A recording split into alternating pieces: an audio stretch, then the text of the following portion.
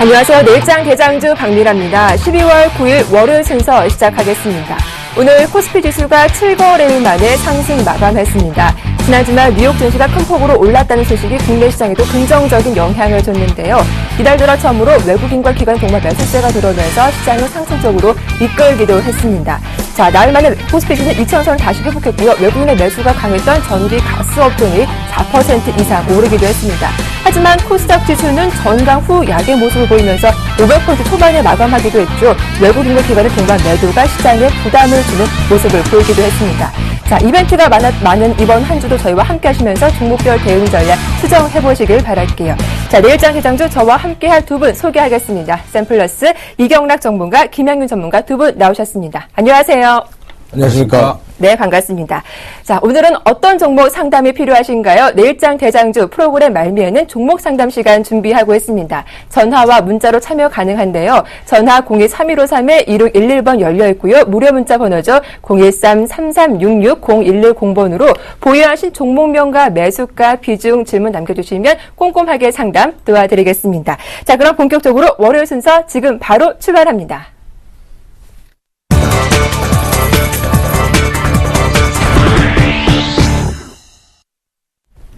네, 오늘자 이슈 공방 시작을 해보겠습니다. 오늘 원달러 환율이 장중에 연저점을 돌파하기도 했습니다. 자, 그런데 시장은 환율 문제보다 글로벌 경기 회복의 기대를 더 거는 모습을 보이기도 했는데요. 이렇게 원화는 강세를 이어가고 있지만 엔화는 더 약세 기조를 이어가는 모습 보이고 있습니다. 김양균 전문가님, 오늘장 이슈 어떤 걸 좀 준비해 오셨나요? 예, 저는 그래도 환율 급락에 대해서 좀 신경을 써보자 그런 측면에서 환율에 관한 이슈를 좀 준비해 봤습니다. 오늘 그 환율 급락 5원 빠졌죠. 또 5원이 하락해서 1,053원.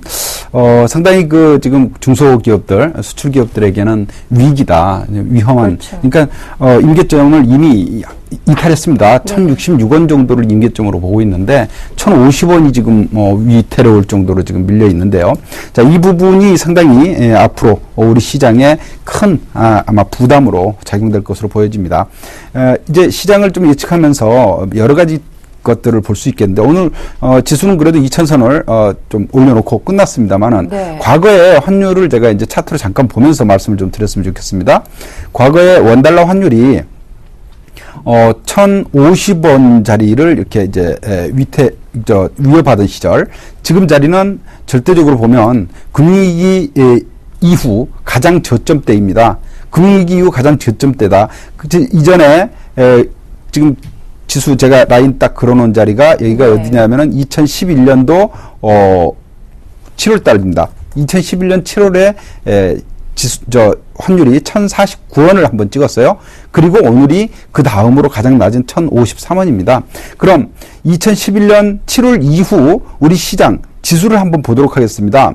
자, 보면은 종합지수예요. 2011년 7월 종합지수가 얼마였냐면은 고점을 찍었습니다. 여기에서. 그러니까 2,200 근처까지, 고점이 2,192까지 찍었어요.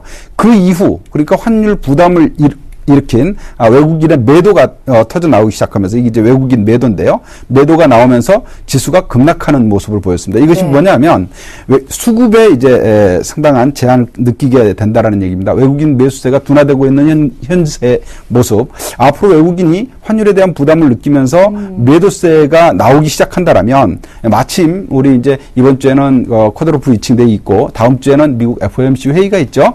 이제 뭐 테이퍼링에 대한 이슈가 아직 남아 있는데, 이런 것들이 어떤 이런 계기가 과거의 예로 볼 때 이런 위험 수준에 현재 와 있다라는 것도 중요한 참고가 될 수 있겠다, 이렇게 봅니다. 특히 환율 측면에서 보면요, 원달러 환율은 그렇다 치더라도 엔저에 따른 원엔 환율의 급락세입니다. 이것이 상당히 우리 시장에는 부담이다라고 볼 수 있겠는데요. 원엔 환율, 과거에 이제 이미 원엔 환율은요, 과거 금융위기 이전 수준까지 이미 내려와 있습니다. 여기 보시면은 이미 이탈해서 금융위기 이전 수준까지 밀려 내려와 있는데 2008년 수준까지. 이것은 일본과의 그 관계에서 저에 따른 엔화 약세에 따른 수혜주와 피해주가 극명하게 좀 나눠진다 이렇게 볼 수 있습니다. 제가 이제 좀 뽑아봤는데 일본과의 경쟁 상품이 아무래도 피해가 좀 따르겠죠. 자동차 업종이 가장 그래서 요즘 좀 둔화된 주가 움직임을 보이고 있는 것 아니냐 이렇게 좀 볼 수 있겠는데 일단 자동차주 중에 이제 현대기아차가 요즘 점점 힘들어지는 모습을 보이고 있고 그리고 이제 현대모비스라든가 성우하이텍 평화증권과 같은 종목들이 요즘 주가가 상당히 약세 흐름을 보이고 있습니다. 그 다음에 엔화 약세 피해주다 하면은 또 이제 이 여행주를 좀 꼽을 수 있습니다.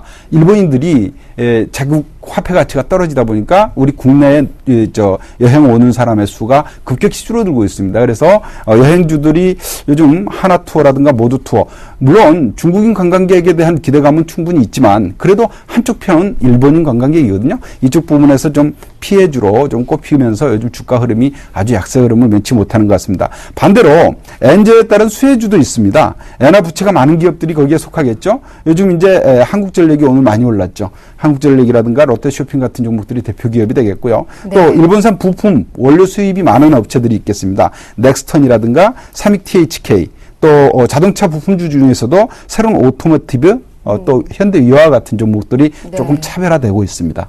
네, 이렇게 엔화 약세 피해주로 자동차주가 좀 꼽히고 있지만 한국과 호주 FTA 체결로 자동차주가 또 수혜를 입을 것이다 이런 기대도 있더라고요. 김행규 전문가님은 자동차주에 대한 앞으로 전망 어떻게 보시는지 가장 궁금합니다. 일단 최근에 네. 이제 낙폭이 상당히 커졌기 때문에요. 추가 하락에 대한 그 여지는 크지 않다라고 일단은 네. 봅니다. 그리고 일단 뭐 호주와의 FTA는 바로 이제 관세 부분에서 수혜가 예상이 된다 하는데 사실 호주 시장은 지금 일본과의 경쟁력에 비하면 그렇게 크지 않은 시장이기 때문에 네. 그 부분은 일단 지금 외국인들의 매도세를 놓고 보면 아직도 좀 부담이구나 하는 걸 느끼고 있는 것 같습니다. 당분간 이제 좀 조정의 구간을 거치겠지만요. 시장 점유율이 좀 늘어나는 모습을 좀 확인해야 될 것 같습니다. 일단 뭐 자동차는 그래도 리스크 관리를 해보자라는 말씀으로 요약을 해볼 수 있겠군요. 네, 알겠습니다. 자, 이번에 글로벌 이슈를 다뤄보도록 하겠습니다. 최근 미국의 경제 지표가 연일 호조를 보이면서 이 테이퍼링 실시가 올 안에도 가능하겠다 이런 이야기도 나오고 있더라고요. 이경락 전문가님은 어떤 이슈 좀 준비해 오셨나요? 일단은 뭐 미국의 경제 지표 호전에 관련된 이야기 당연히 준비해 왔고요. 네. 그런데 좀 전에 이제 김영근 전문가님께서 말씀하신 대로 정부에서 환율 정책에 좀 적극적인 통화 정책이 좀 필요하지 않냐라는 생각을 좀 해봅니다. 금리 인하 정책 좀 필요도 하다라고 지금 바라보고 있고요. 네. 그런 부분에 있어가지고 적극적인 정부의 의지가 좀 나타났으면 좋겠다라는 말을. 예, 근데 지난주에도 금리가 좀 인하됐으면 좋겠다 이런 말씀 해주셨잖아요. 근데 호주에서도 기준금리를 동결했거든요. 네. 이번 주도 뭐 그럼. 근데 우리나라 같은 경우는 지금 디플레이션 우려감이 분명히 있거든요. 우리나라 물가 상승률이 3개월 연속, 그러니까 0%대 지금 기록을 하고 있거든요. 이게 1999년도 이후에 처음입니다. 심각한 지금 디플레이션 상황에 도래했기 때문에 이런 부분도 탈피하고 가계부채에 대한 부담감도 줄어들고 어떤 소비를 살리기 위해서는 금리 인하 정책이 절대적으로 필요한 구간이 아닌가 내시 한번 생각을 해봅니다. 자, 그럼 오늘 제가 준비한 이슈 설명해 드리도록 하겠습니다.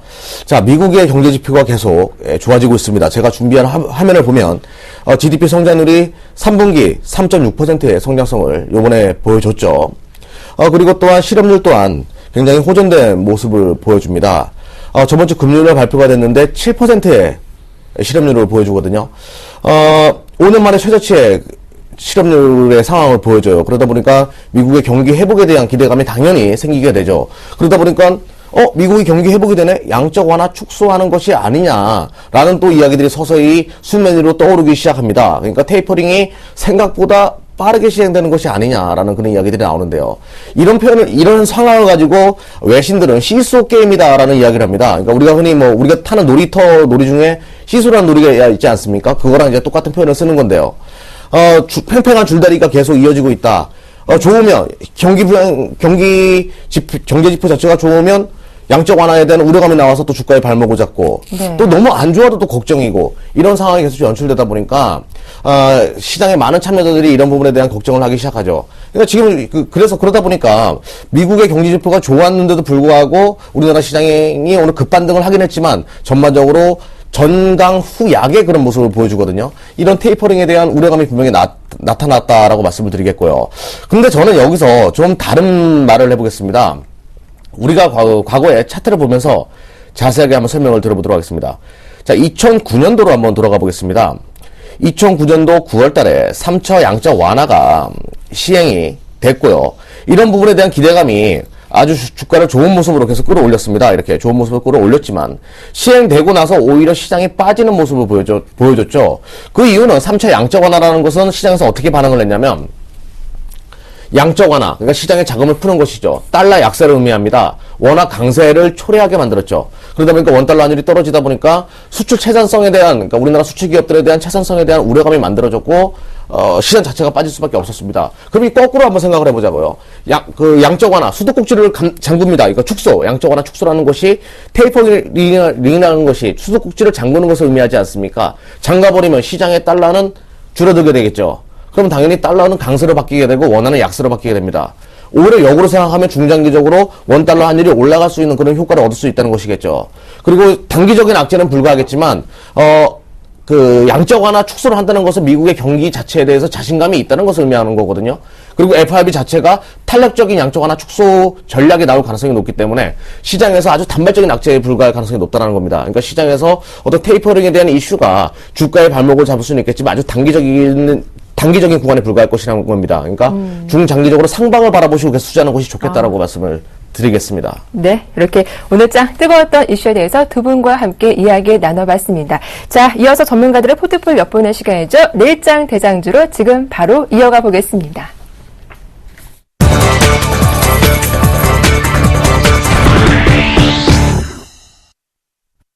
네, 전문가들의 포트폴리오에는 어떤 종목들이 담겨 있을까요? 대장주 포트폴리오는요, 쉽게 따라할 수 있는 안전한 종목들로 구성이 되어 있고요. 이어지는 불기둥 시간에는 내일장 급등 가능한 종목들 소개해드리고 있습니다. 자, 먼저 수익률 현황부터 살펴보고 다시 돌아오겠습니다. 네, 먼저 박수범 전문가의 포트폴리오입니다. AJ렌터카 오늘도 추가 상승하며 수익률은 32%로 늘었습니다. 현대 위아도 추가 상승했고요. 오늘 무엇보다 한국전력 5% 급등하며 누적 수익률 4%를 기록하고 있습니다. 네, 오늘 편입된 스카이라이프 0.4% 손실을 기록하고 있네요. 다음은 김양균 전문가입니다. 플랜티넷이 소폭 반등했고요. CTC 바이오 4% 급등하며 수익률 3.2% 기록하고 있습니다. 리드코프 오늘 2.8% 오르며 플러스 수익으로 돌아섰습니다. 2.5% 수익률 기록하고 있네요. 네, 다음은 박근호 전문가 포트폴리오입니다. SAMT. 오늘 무슨 일이 있었던 걸까요? 8% 주가 급락하며 손절가 바로 위에서 마감을 지었고요. CNS 자산관리 3% 하락하면서 누적 수익률 마이너스 8% 기록하고 있습니다. 다음은 이경락 전문가입니다. 하림이 22% 수익률 유지하고 있는 가운데 만두에 대해서 매도 사인 주셨습니다. 잠시 후 AS 받아보고요. 휴온스가 오늘 3% 오르며 1차 목표가 도달하자 목표가 상향 의견 주셨습니다. 네, 다음 이마트가 오늘 2% 반등하며 수익 중이고요. 삼성 SDI가 오랜만에 반등 나오면서 손실폭이 줄었습니다. 3.5% 마이너스권에 움직이고 있습니다. 네, 다음은 이정민 대표의 포트폴리오입니다. SKC가 5거래일자 하락하며 6% 손실 중이고요. 서울반도체는 약 보합을 마감하면서 수익률 0.1% 기록하고 있습니다. 네, 다음은 송상욱 전문가입니다. 3위각기가 오늘 크게 반등 나오며 플러스로 돌아왔고요. 미디어플렉스가 2% 하락하면서 누적 수익률은 마이너스 4.3% 기록하고 있습니다.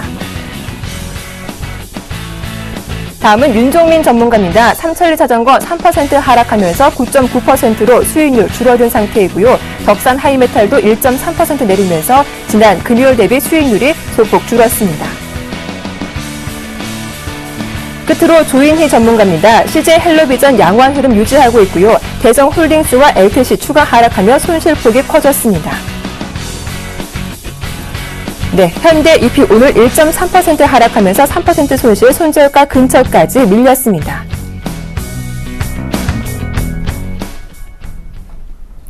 자, 이어서 AS를 받아볼 텐데요. 먼저 김양균 전문가님 오늘 예림당 먼저 AS 해주신다고요? 네네. 자, 예림당이 오늘은 조금 조정을 받았습니다만 약보합이었습니다. 6,700원에 마감이 됐는데, 자, 예림당 재료가 계속되고 있는 종목이고요. 또 뭐 실적 같은 이런 기본적인 부분에서 상당히 그 우량한 기업입니다.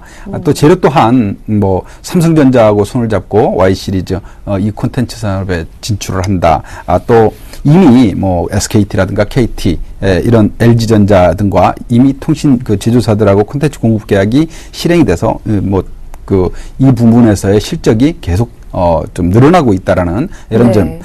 또 하나는 이제 해외 진출이 아주 잘 이루어지고 있습니다. 특히 이제 중국이 이번에 산화 제한 그 정책을 완화하고 있지 않습니까? 한 해에 100만 명 정도씩의 신생아가 더 추가적으로 이제 뭐 늘어날 것이다라는 예상이 나오고 있습니다. 이렇게 되면 이제 어린이용 도서기 때문에 이쪽 부분에서의 향후 중국 시장 성장성 같은 것들도 높이 평가되고 있는 중입니다. 세계 11개의 언어로 지금 38개국에 출간이 되고 있고요.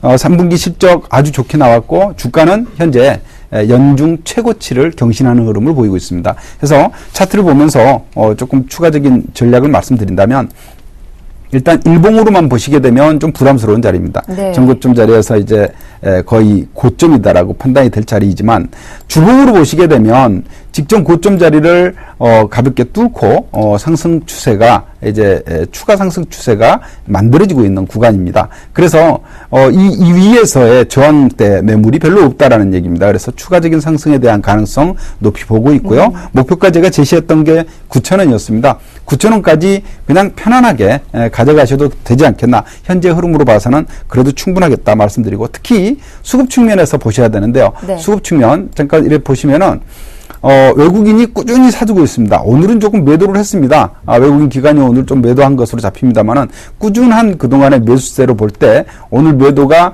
차익 실현 매도 물량이나 아니면 네. 추가 상승이 가능하냐는 좀 추가 더 두고 봐야 되겠습니다만 오늘 그렇게 많은 양의 매도 물량이 쏟아졌음에도 불구하고 오늘 그 코스닥 지수가 1% 가까이 빠졌음에도 불구하고 네. 주가 그렇게 빠지지 않았습니다. 그래서 추가적인 상승에 대한 가능성 더 열어놓고 있습니다. 손절가 6,000원 꼭 지키시면은 문제없이 홀딩 하셔도 좋겠다 판단입니다. 네. 예림 등에서 양호한 수익률 기록하고 있는 종목이 바로 CTC 바이오인데요. 이 종목 오늘 4.3% 급등하면서 다시 19,000원 주가를 회복하기도 했습니다. CTC 바이오 오늘 어떤 좀 재료가 있었던 걸까요? 예, 오늘 재료가 하나 있었죠. 예. 중국하고 홍콩에서 AI 조류독감 사망자가 있었다는 얘기 지난 주말 동안에 나온 재료였습니다.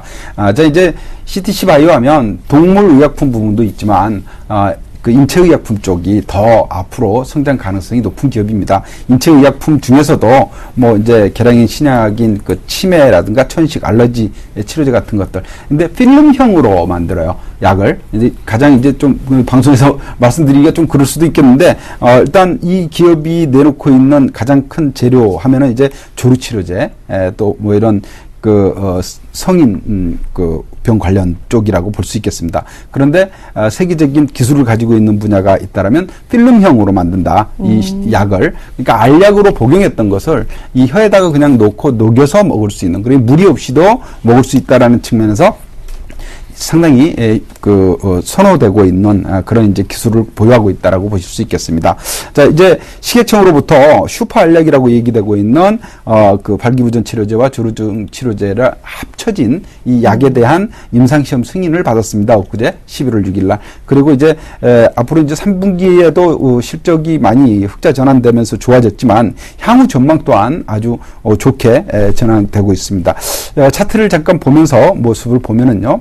주가가 그동안 많이 하락을 하면서 저점권대에 있습니다. 부담스럽지 않은 가격권대에 있다라는 것이죠. 이 저점 바닥권대에서 보시면 이제 이 빨간색 선이 20일 이평선인데요. 20일 이평선을 우리는 심리선이라고 합니다. 심리선이 돌아 나오고 있다라는 겁니다. 이 20일 이평선을 지지선으로 하는 주가 흐름이 아주 보기 좋게 진행이 되고 있다. 오늘 4.3% 반등을 했는데요. 거래량도 늘어난 모습이 아주 좋고요. 보조지표상의 매수 시그널도 강화되고 있는 추세입니다. 그래서 차트상으로 아주 좋은 위치에서 조정 충분히 거친 자리에서의 반등이기 때문에 주봉으로 보시더라도 120주 이평선이 강하게 지지선 역할을 해주고 있거든요. 그래서 모든 측면에서 지금 자리는 상승 초기의 국면이다. 이렇게 보실 수 있겠습니다. 목표가를 제가 좀 높이 잡아드렸습니다. 전고점인 3만 원까지 목표가를 잡고 있는데요.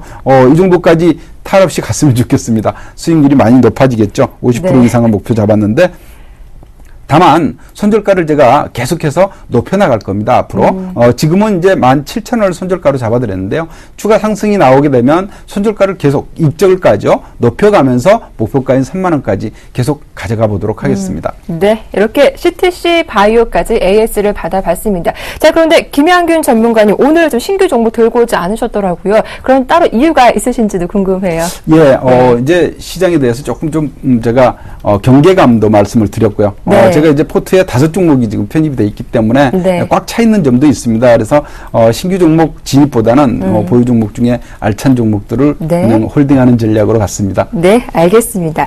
자, 이어서 이경락 전문가님의 종목 AS를 받아볼 텐데요. 먼저 만도입니다. 만도 손절가가 12만 원, 아직 여유가 있는 상태인데 매도 의견을 주셨더라고요. 어떤 이유가 있으신가요? 네, 방송국에서 원했습니다. 네. 너무 많은 종목을 갖고 있다 그래가지고. 네. 네. 뭐 저는 원래 손절을 안 하는 타입 중에 하나래가지고. 예. 종목이 많습니다. 그래서 아무튼 뭐 방송국에서 너무 많다 그래서 하나를 빼자 그래서. 금호 타이어가 있기 때문에 자동차 세터 2가지를 다 가져가는 것보다는 하나만 일단 가져가자라는 전략을 취했고요. 또 만두가 너무 또 오래 들고 있었습니다. 그쵸. 그래서 일단은 매도 처리를 하기로 결심했습니다. 사실 뭐 최근 주가 흐름도 사실 그렇게 막 좋지는 않았었거든요. 혹시 만도 보유하신 분들을 위해서 좀 긍정적인 뭐 대응 전략 어떤 게 있을까요? 예, 저는 비록 여기서 네. 방송국 PD에 의해서 굴복을 당했더라도 여러분들은 꿋꿋하게 들고 가시는 것이 좋겠습니다. 만도가 가지고 있는 중화권 시장 내에서의 그 성장성 계속 주목을 해야 됩니다. 네, 알겠습니다. 만도 좀 보유하신 분들 대응 전략 좀 참고를 해보시고요. 오늘 좀 아주 기특한 종목이 있습니다. 바로 휴원스인데요. 1차 목표가 43,000원 오늘 돌파하면서 목표가 상향 조절해보자라는 의견 주셨더라고요. 휴원스 AS 부탁드릴게요. 네, 트레이딩적으로 솔직하게 말씀드리겠습니다. 네. 지금 현재 자리에서 절반은 차익 실현하는 것이 맞습니다. 네.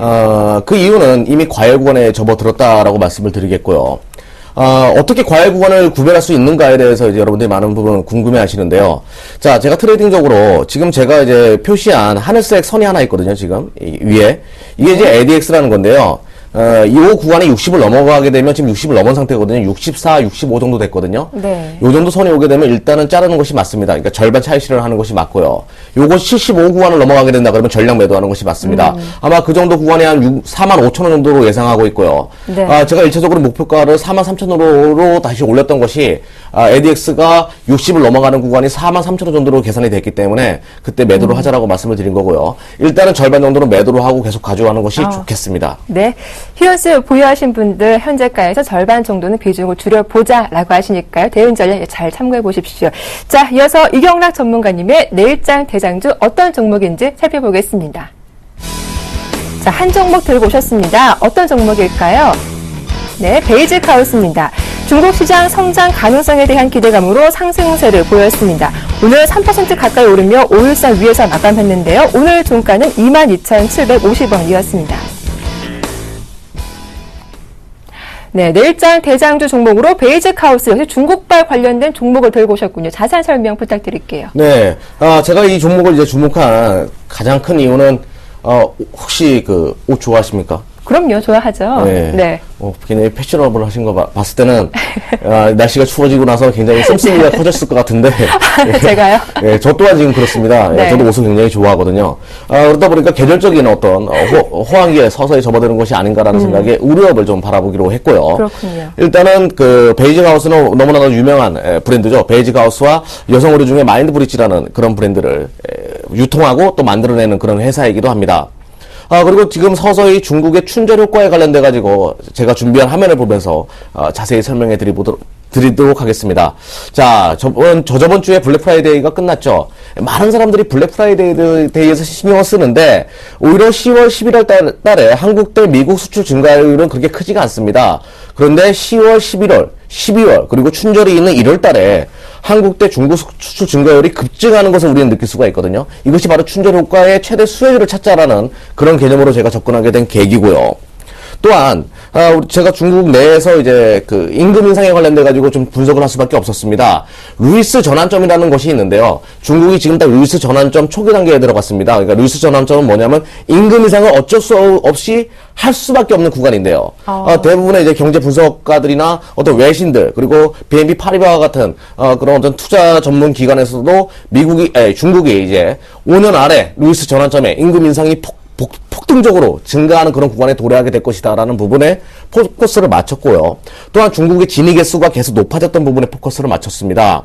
진위 개수가 높아졌다는 것은 어떤 계층 간의 불균형이 계속 심화되고 있다는 것을 의미하는 건데요.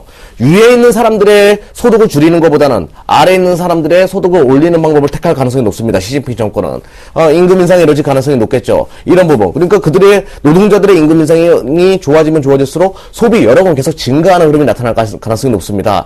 좀 먹고 살기 좋아진다 그러면 옷부터 챙기는 그런 분위기가 확대될 가능성이 높겠죠. 그래서 중국 내에 진출해 있는 베이직 하우스를 가장 주목을 했다라고 말씀을 드리겠고요.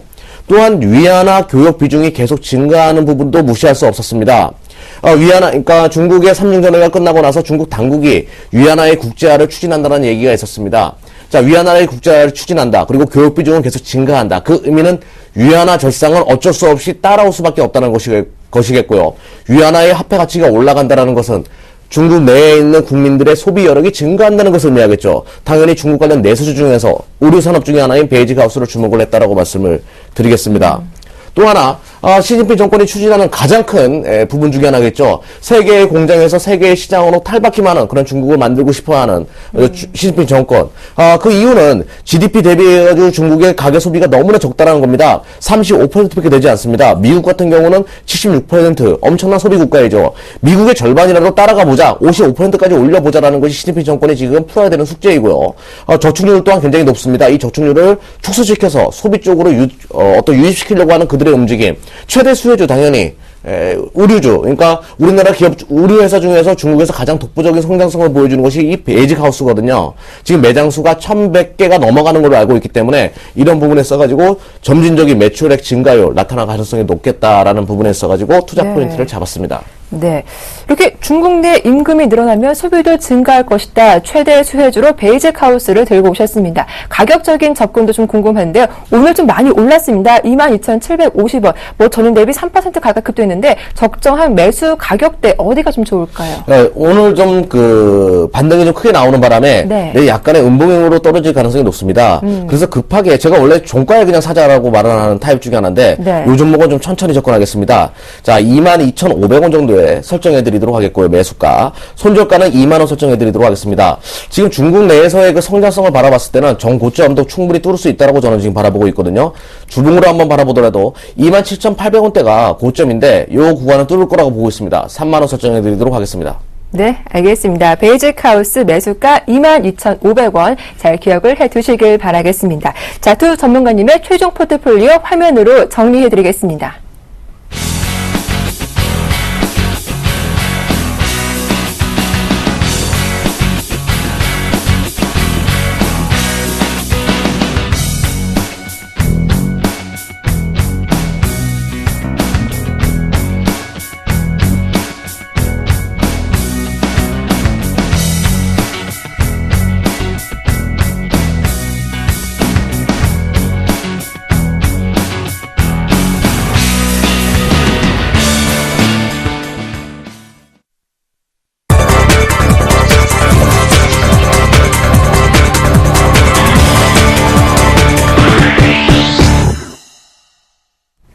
자, 내일장 불기둥 시간 돌아왔습니다. 내일 어떤 종목이 급등할까요? 불기둥 종목 공개하겠습니다. 네, 김양균 전문가님의 내일장 불기둥 종목은 LG 하우시스입니다. 리모델링 수직 증축이 가능해질 거란 전망에 장중 3% 가까이 오르기도 했습니다. 다만 장 마감에 임박해서 상승폭이 줄었는데요. 오늘 0.3% 강보합에 마감하기도 했습니다. 자, 그에 맞서는 이경락 전문가님의 내일장 불기둥 종목은 YG 엔터테인먼트인데요. 가수 싸이의 컴백설에 소속사인 YG 엔터테인먼트의 주가도 함께 올랐습니다. 거래량도 슬리면서 5일선 회복하며 거래를 마쳤습니다. 자, 김양균 전문가님, 내일장 불기둥 종목으로 LG 하우시스 추천하셨습니다. 이미 대장주 포트에 담겨 있는 종목이에요. 네, 그렇습니다. AS 겸 종목을 준비를 했는데요. 그동안 한 일주일 정도 조정을 받았죠. 조정받다가 이제 반등이 살짝 나오기 시작하는 자리입니다. 오늘 대장주 불기둥 종목으로 가져온 것은 AS 겸 해서지만 내일 정도의 매수 자리로 아주 좋겠다라는 판단 때문인데요. 그 이제 기술적 접근은 조금 이따가 좀 말씀드리기로 하고 LG 하우시스 아까 이제 계절 얘기를 우리 이제 앞에서 이경락 전문가 얘기하셨는데 네. 지금 추위 시작됐죠. 예, 그래서 이제 집의 내장재 부분 이쪽이 많이 지금 좋아지고 있고 특히나 오늘 재료가 하나 나왔는데 뭐가 나왔냐면 국회에서 이제 수직 증축에 관한 법안이 통과가 됐습니다. 그동안 한 8개월 동안 질질 끌려오던 건데 요즘 이제 그래도 국회의원들이 좀 일 좀 하는 것 같습니다. 좀 오라고 있는데. 네. 지난 이제 12월 6일 날 리모델링 수직 증축법에 대한 국회 국토법안 심사 소위원회 통과했고요. 예. 오늘 국토위를 통과를 했습니다. 이제 남은 것은 법사위에서 이제 법제화되는 거 통과해야 되고 그리고 본회의 통과해야 되는데 금년 안에 이번 안에 이거는 이제 통과되는 것으로 여야가 합의가 다 돼 있는 부분입니다. 일단 그런 재료를 하나 안고 장중에 이제 상당히 많이 올랐다가 좀 밀렸는데요. 네. 그래서 오히려 이제 내일이 불기둥 종목으로 진입해 보실 만한 자리다 이렇게 좀 판단을 했고요. 올 겨울에 많이 춥답니다. 그래서 강추위가 예상될 경우에는 이제 보온 효과 이런 측면에서 높은 그 단열재 같은 것들을 설치하는 내구재 판매 이런 것들이 많이 좀 이루어지고 있고 인테리어 같은 것들이 많이 된다라는 통계가 나와 있습니다. 3분기까지 누적 실적이 이미 지난해 연간 총 실적을 거의 2배 가까이 넘어섰고요. 또 이제 그 4분기에도 영업이익이 전년 동기 대비해 가지고 50% 이상 증가할 것이다라는 이런 전망들이 나오고 있습니다. 상당히 실적이 좋아지고 있는 그래서 사상 최고 주가가 예상되는 그런 자리다라고 볼 수 있겠는데 네. 지금 현재 주가 위치도요. 차트를 잠깐 보면서 말씀을 드리겠습니다. 지금 현재 주가 위치도 사상 최고 주가 자리입니다. 오늘 이달 들어서 조금 흔들리고 있는데 네. 이달에 다시 또 추가 상승이 충분히 가능하다라고 봐요. 왜냐하면 실적이 뒷받침이 되고 있기 때문이고 또 하나는 오늘 좀 조정을 받았지만 자 보시겠습니다. 제가 전에 한번 이 자리에서 들어와가지고 불기둥으로 치고 오른 적이 한번 있었는데요. 네네. 이게 지금 자리가 오늘 20일 이평선 자리에서 일주일 동안 등락을 거듭하고 있습니다. 그런데 오늘 재료가 나왔는데도 밀려서 조금 아쉽기는 합니다만은 이 수급을 보면은 자 기관이 꾸준히 사고 있죠. 오늘도 상당히 많이 산 겁니다. 이제 주가가 비싼 고가주다 보니까 많지 않지만 기관이 오늘 12,000주 이상을 샀는데 보험 쪽에서 상당히 강한 매수를 했어요. 특히 우리가 눈여겨보실 부분이 연기금 부분입니다. 연기금에서 꾸준히 사고 있는데요. 지금 연기금이 10% 룰에 걸려 있었던 것이 이번에 상당히 좀 완화가 됐습니다. 그것을 10% 넘어가면은 즉시 5% 이상 자리에서는 이제 계속 공시를 해야 되는 공시 의무가 있었는데 이것이 이제 분기 말에만 하면 되는 네. 이렇게 완화가 되다 보니까 연기금이 지난 10월 28일 날 지분 9.6% 가지고 9.3% 가지고 있다라고 공시를 한 이후에도 계속해서 아직도 사고 있습니다. 네. 그러니까 그만큼 연기금이 보기에 메리트가 있다라는 것이겠죠. 또 이제 연말 배당도 1,000원 정도 해주고 있기 때문에 그런 네. 메리트도 있고요. 해서 차트상으로 내일 반등이 강하게 안 나오더라도 추세 상승 흐름은 계속 간다로 좀 보고 있기 때문에 보시면 좋을 것 같고 일단 오늘 종가가 137,500원입니다. 제가 진입하기 좋은 위치로는 137,000원 전후 정도면은 네. 아주 좋은 자리가 될 것으로 보여지고요.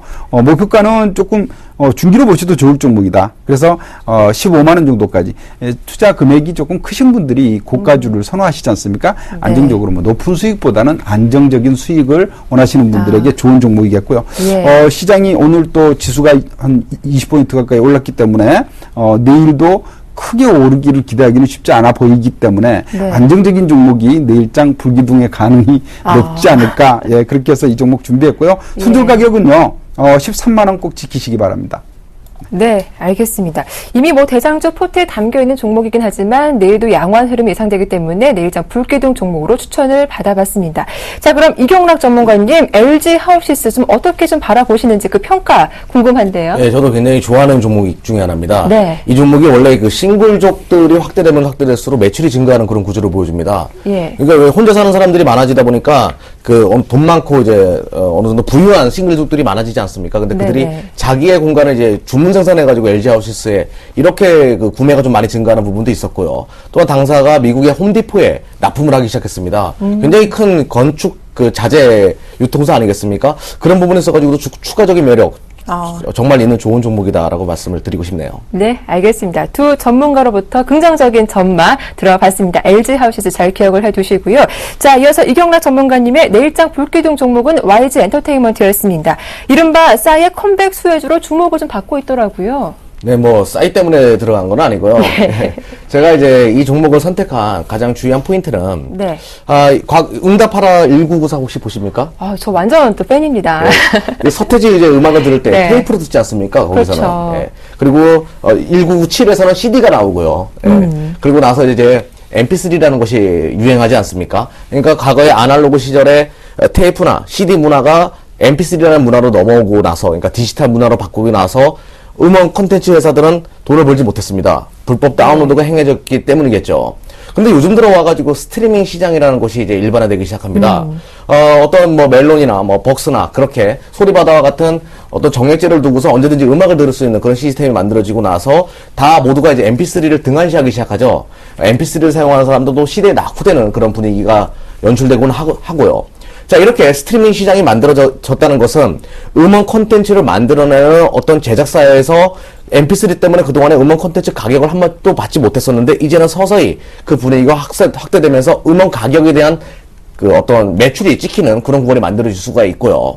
또 하나 제가 이제 바라보는 부분 중에 하나가 제가 이제 잡고 있는 공략주에서 잡고 있는 SM의 엑소라는 가수들 있지 않습니까? 네. 그들이 이번에 그 12월의 기적이라는 노래를 앨범을 냈어요. 네. 근데 그들의 뮤직비디오가 간접 광고가 될 수 있다는 것이죠.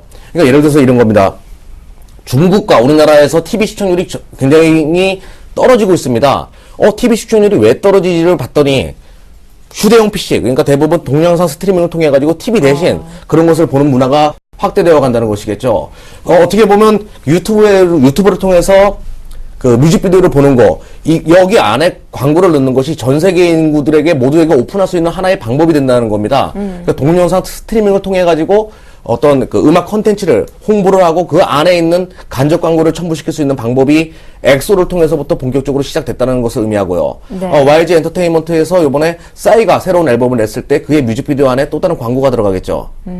방송국에서 과거에는 광고를 통해 돈을 만들어냈지만 이제는 이런 그 뮤직비디오를 만들어내고 음악 콘텐츠를 만들어내는 이런 회사에서 또 다른 광고 수익도 창출을 낼 수 있는 그런 구간이 왔다는 것입니다. 이 부분에 네. 주목을 했다라고 말씀을 드리겠습니다. 네. 그렇다면 적정 매수가하고 목표가 손절가 궁금합니다. 어떻게 보시나요? 네. 지금 오늘 종가 수준에서 충분히 들어갈 수 있다라고 말씀을 드리겠고요. 네. 일단은 뭐 싸이 효과가 과거처럼 뭐 그렇게 찬란한 그런 흐름을 보여주지는 않을 것이다라고 바라보고 있기 때문에요.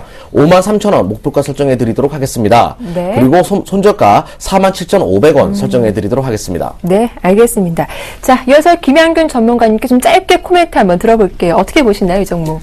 네, 오늘 그 이슈가 됐던 종목이 하나 있어요. 네. SK 플래닛이 이제 그 티스토어를 카카오톡에다가 매각한다 얘기가 있었는데 이게 이제 SK컴즈가 오늘 그래서 주가가 상당히 좀 올랐었는데요. 네.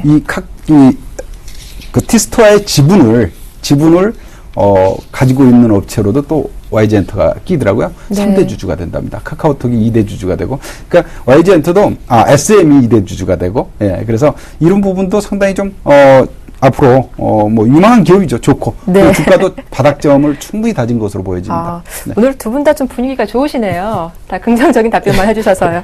알겠습니다. 내일 불기둥 종목 LG하우시스와 YG 엔터테인먼트 양호한 흐름 저도 한번 기대를 해보겠습니다. 자, 이어서 실시간 증문즉설 함께하겠습니다.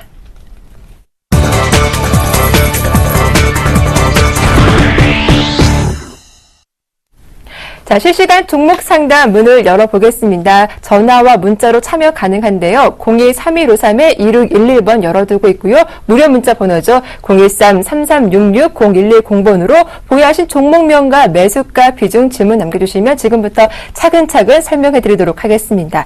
자, 바로 첫 번째 전화 연결 주인공 어떤 분인지 연결해보겠습니다. 안녕하세요. 안녕하세요. 네, 여보세요? 예, 안녕하세요. 반갑습니다. 네. 자, 시청자님, 오늘 어떤 종목 상담이 필요하신가요? 코렌텍이요. 네? 코렌텍. 코렌텍이요? 네. 예. 매수하신 가격대하고 비중 여쭤볼게요. 18,720원에 비중 20%거든요. 18,720원에 비중 20%요. 예, 예. 예, 오늘 종가가 15,750원이니까 좀 손실이 많이 있으시네요. 네. 네. 어머니, 오늘 어떤 점이 가장 궁금하세요? 아니, 그게 한번 기회가 왔었는데 놓쳤거든요. 언제쯤 매수하셨어요, 이 종목은? 이게 몇 월 달쯤이요? 22,300 얼마까지 갔었거든요. 아, 그럼 올 한 여름쯤, 8월, 9월 달쯤 들어가셨나봐요? 6월 달에 들어갔어요, 6월 달. 6월 달이요? 아우, 네, 많이 네, 아쉬우시겠어요. 네. 아, 그렇군요. 알겠습니다. 일단 코렌텍 이 종목 뭐 중기로 보시는 건가요? 단기, 뭐 장기로 보시는 건가요? 아니, 장기로 보긴 봤는데. 네. 지금 좀 됐잖아요. 네. 그래가지고 너무 떨어져서 걱정이 돼서 네. 가지고 있어야 되는 건지. 알겠습니다. 저희가 코렌텍 과연 매수하신 가격대 회복 가능한지 수익 낼 수 있을지 상담 잘 해드릴게요. 이따 전화 주세요. 네, 고맙습니다.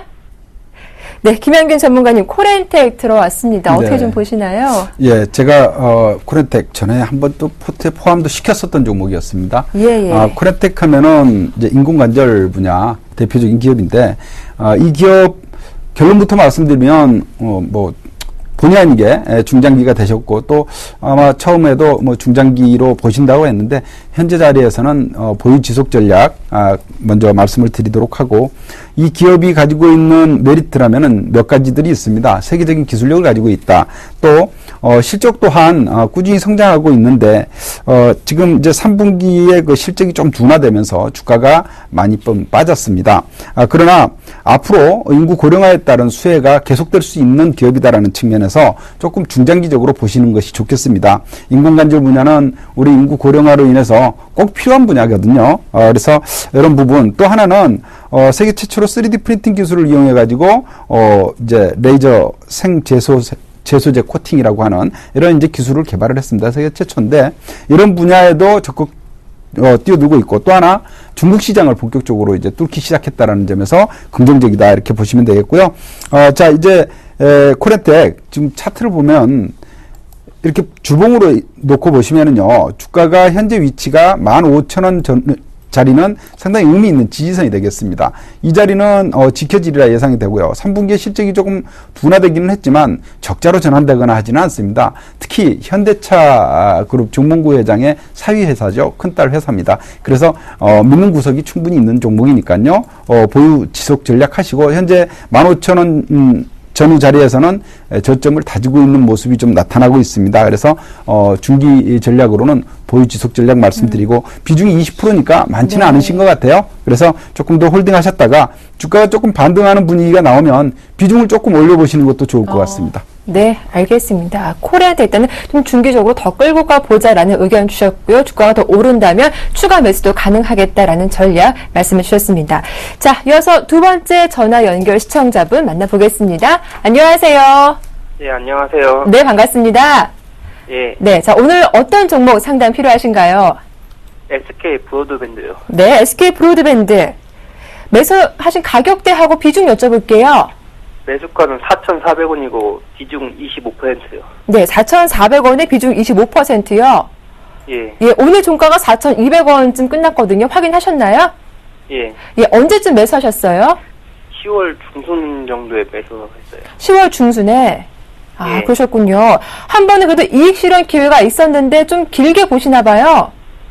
예, 길게 한 6개월에서 1년 정도 보고 샀는데 네. 계속 떨어지길래 요새 고민이에요. 네. 오늘 어떤 점이 가장 궁금하신가요? 제가 이거 계속 들고 가도 될런지 아니면 네, 알겠습니다. 저희가 SK 브로드밴드 좀 중장기적인 전망까지 살펴봐 드릴게요.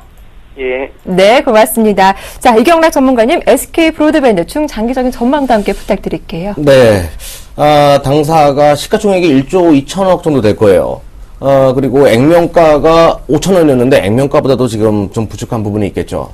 이 회사가 이렇게 좋은 우량했던 주봉으로 보더라도 이 종목이 얼마나 빠졌는지를 알 수가 있는데요. 네. 최근 들어서 이제 반등이 나왔지만 전반적으로 이제 상장되었을 때 대비해가지고 급격하게 계속 계속 지지부진한 흐름을 보여왔던 종목이고요.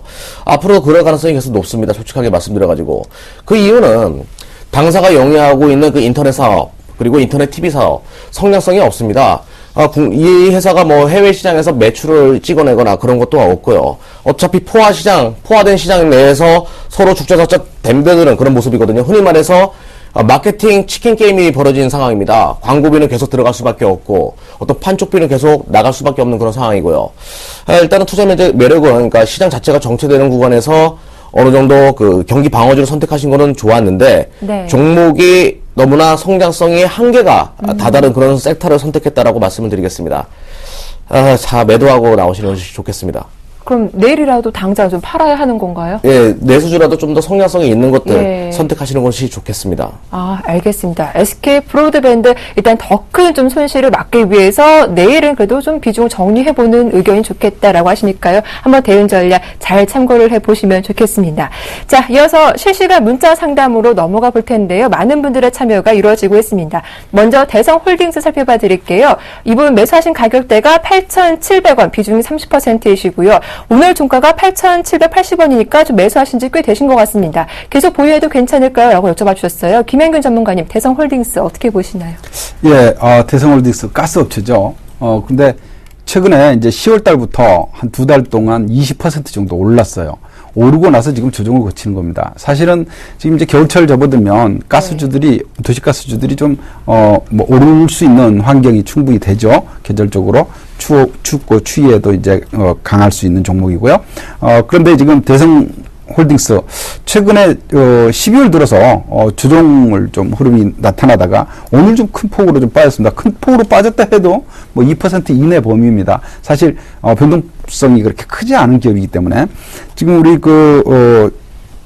질문 주신 고객님이 8,700원 매수하셨다 그러면 최소한 한 달 이상 보유하고 계셨던 분인 것 같아요. 그렇죠. 그래서 주가 조금 수익도 나셨단 말이죠. 나셨는데 이제 놓치셨는데 기회를 현재 위치에서도 주가는 올라 있는 상태입니다만은 단기적으로 보고 중장기적으로 이제 두 가지로 보겠습니다. 단기적으로 보시게 되면 이제 단기 추세 차트 제가 이제 자주 보는 랭코 차트인데 음전환이 돼 있으면서 매도 시그널이 나와 있습니다. 그러나 지지선이 어느 정도 확보되어 있는 자리거든요. 그래서 단기적으로 보면 한 8,700원 정도 선에서는 지지선이 어느 정도 역할을 할 것으로 내다보기 때문에 네. 지금 위치에서는 일단 좀 홀딩을 전해드리고 말씀드리도록 하고 네, 주봉으로 주봉으로 조금 더 본다 하더라도 지금 위치에서는 박스권 흐름 정도로 보시니까 너무 손절 매도까지는 하실 필요가 없으실 것 같습니다. 손절 가격은 단기로 그래도 해야 되겠다 생각되신다면 8,600원짜리 손절가 한번 보시고요. 목표가는 정고점 넘어야지 파실 것 같아요, 이 회원님. 근데 정고점 부분에서는 다시 또 매도 관점 보시는 게 박스권 흐름으로 보시는 게 좋을 것 같습니다. 네, 알겠습니다. 대성홀딩스 박스권 대응 전략으로 전고점까지만 바라보자라는 의견 들려봐 드렸습니다. 자, 다음 종목은요. 리홈쿠첸이 들어왔습니다. 9234님의 종목이고요. 이분 매수하신 가격대가 7,110원, 비중 15%. 계속 내리기만 하네요. 앞으로 전망 알고 싶습니다. 라고 하셨어요. 이경락 전문가님. 네, 밥솥 만드는 회사죠. 네. 예. 저도 참 좋아하는 밥솥 회사인데요.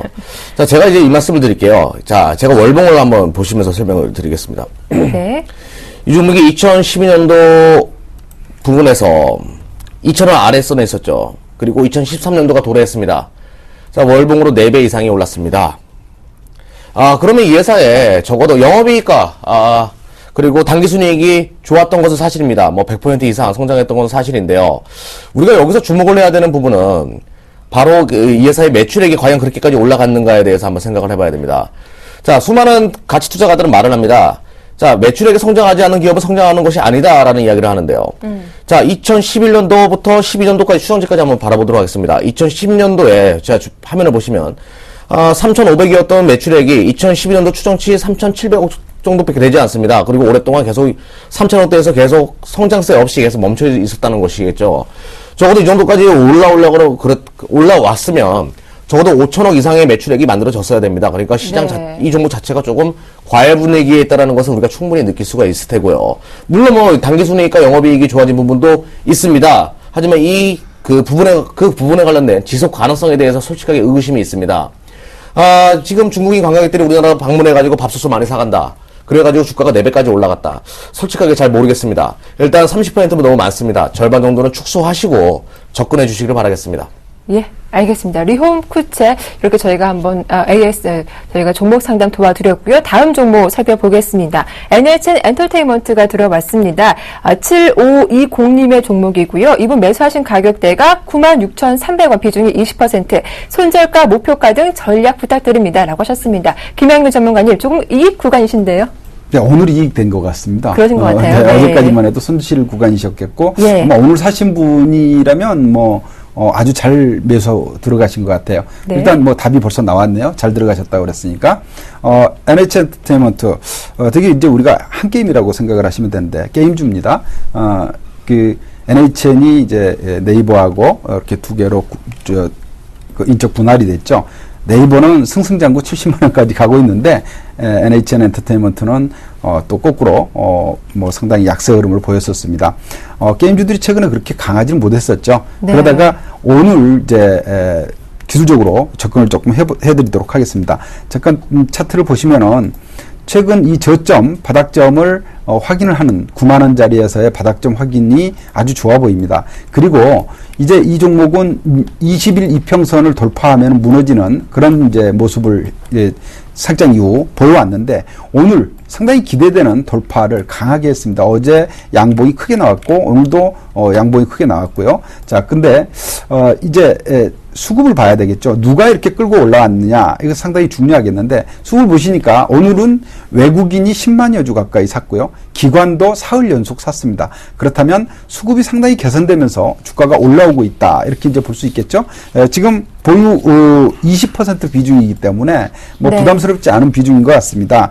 현재 수익 구간으로도 접어들기 시작했으니까 목표가는요, 일단 직전 고점 10만 원 돌파까지는 기본적으로 좀 보셔도 좋을 것 같고요. 네. 조금 욕심내신다면 전고점자리 한 11만 원대 위로 네. 이렇게 보시면서 보유 지속 전략 보여드리도록 하겠습니다. 네, 일단 1차 목표가 10만 원 잘 기억을 해두시면서 대응하시길 바라겠습니다. 빠르게 한 종목 더 가보겠습니다. KT뮤직이 들어왔는데요. 4309님의 종목이고요. 이분 매수하신 가격대가 4,000원 그리고 비중 30%라고 하십니다. 대응 전략 어떻게 짜볼까요? KT 내에 있는 이제 자회사로서 이석철 회장님께서 배임 혐의로 불미스러운 일이 있었고 KT 주가 또한 계속 안 좋았습니다. 네. 당사 또한 뭐 영향을 받을 수밖에 없었고요. 근데 당사는 이제 스트리밍 시장에서 또 다른 도약을 할 가능성이 높습니다. 예를 들어서 이제 2대 주주가 SM이나 YG나 JYP 같은 음원 컨텐츠사들이 2대 주주로 이제 등극될 가능성이 높겠고, 또한 구글과의 업무 계약 체결로 인해 가지고 범아시아권적으로 이제 진출하려고 하는 그런 기조들 분명히 나쁘지 않다라고 말씀을 드리겠는데요. 근데 이제 단기적으로 기술적으로 좀 설명을 들어보도록 하겠습니다. 오늘 갭이 떠서 좀 움직였거든요. 그리고 윗꼬리가 조금 있고요. 오늘 어느 정도는 절반 정도는 물량을 줄이고 나서 다시 재매수 타점을 보는 것이 좋았을 텐데, 오늘 못 팔았으니까 그냥 홀딩을 권해드리도록 하겠습니다.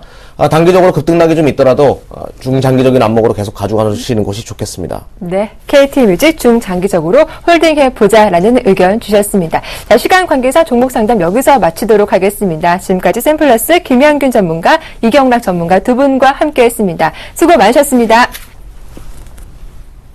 자, 내일장 대장주 여기서 마치겠습니다. 보다 알찬 내용으로 내일 이 시간 다시 인사드릴게요. 함께해 주셔서 고맙습니다.